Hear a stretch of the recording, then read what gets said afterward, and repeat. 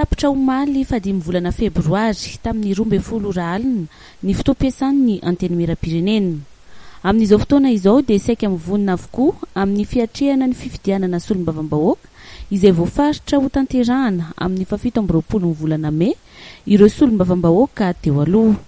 Anisany nanamafy ny filatsahany amin'ny fifidianana solombavam-bahoaka manaraka ny solombavam-bahoaka ny Betroka teo aloha Nicolas Randrenasolo.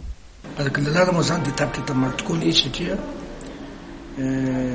izay zany ny lalam-panorenana 5 taona ny député dia 5 taona koa zany miala ny député fa misy moa zany resaka papierasy dia mety any amin'ny 15 février zany no tena hoe tapitra tokoa zany ny asan'ny solombavam-bahoaka Madagasikara.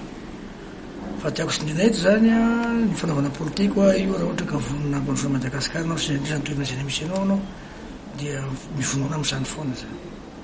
Zay zany mahatonga anakay amin'ny teny foana hoe ny politika ny sosialy tsy afaka misaraka sahala amintsika hoe andalam-pandrosoana aty Madagasikara. Indrindra zany toerana izay navafety ny tenako zany Betroka zany ny liam-pandrosoana zany andalam-pandrosoana. Hafa ny any andafika hoe rehefa manao député dia zay député zany ny asa fa hafa aty Madagasikara zavatra hafa zany.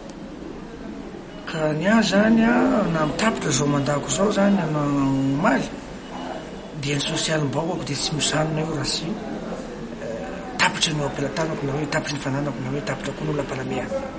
Sosiala zany amiko dia zala hoe fahazarana andavanandro satria zay ny lalàna n'ilay olona agnatin'ny baiboly zany ake raha manana katao anao dia manam-piainy mpiara-piainona aminao zany. Marina fa miato nanomboka androany ny asan'ny solombavam-bahoaka izay manana ny fahefana mpanao lalàna.